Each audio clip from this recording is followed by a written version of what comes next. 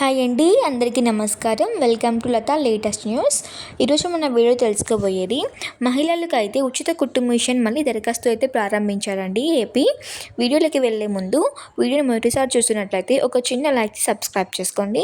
ఇక వివరాల్లోకి వెళ్తే మహిళలకు ఉచిత కుట్టు మిషన్ పథకాన్ని అయితే మళ్ళీ ప్రారంభించారండి. దీన్ని దరఖాస్తు చేసుకునే విధానం ఈ వీడియోలో తెలుసుకుందాం. వీడియోని అస్సలు స్కిప్ చేయకుండా వినండి.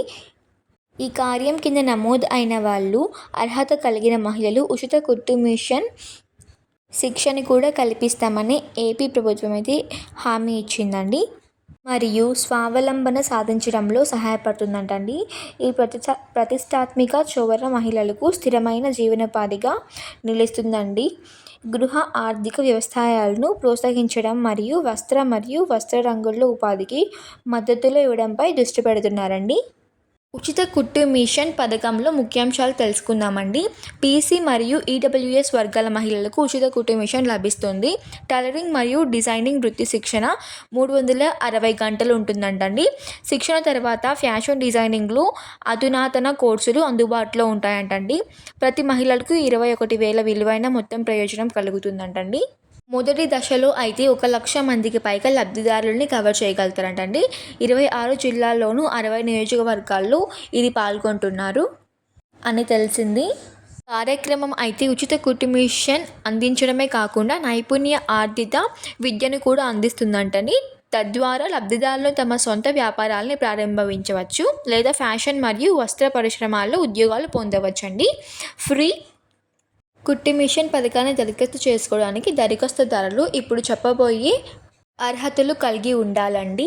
ఉచిత కుట్టు మిషన్ యంత్రానికి దరఖాస్తు చేసుకోవడానికి 18 నుండి 50 సంవత్సరాల మధ్య వయసు గల మహిళలు మాత్రమే అర్హులు అండి.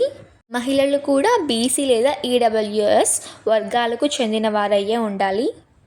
చెల్లుబాటు అయ్యే ఆధార్ కార్డ్ మరియు రేషన్ కార్డ్ కలిగి ఉండాలండి. ప్రతి నియోజకవర్గం నుండి 2,000 నుండి 3,000 మంది లబ్ధిదారులను ఎంపిక చేస్తున్నారు. దీనివల్ల తక్కువ ఆదాయ కుటుంబాల నుండి నిజమైన అర్హులైన మహిళలకు ఈ పథకం నుండి ప్రయోజనం పొందుతుందండి.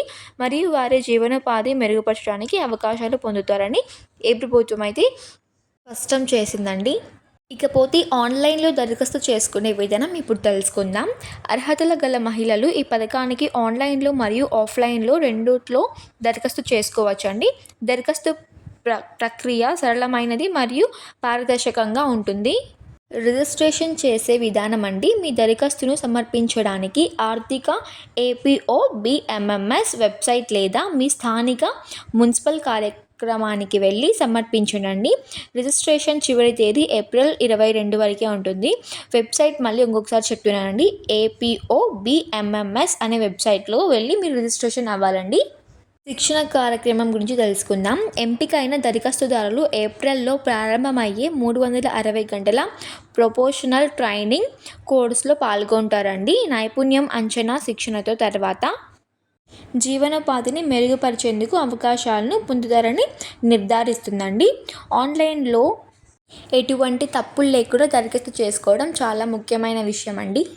శిక్షణ తర్వాత నైపుణ్యం అంచనా విషయానికి వస్తే శిక్షణలో పాల్గొనేవారు తమ కట్టు నైపుణ్యాలను ప్రదర్శించడానికి ఒక అంచనా పరీక్షలు రాయాల్సి ఉంటుంది. శిక్షణ సమయంలో 70% కంటే ఎక్కువ ఉన్న వారికి మాత్రమే ఫ్రీ కుట్టు మిషన్ అనేది లభిస్తుందంటండి.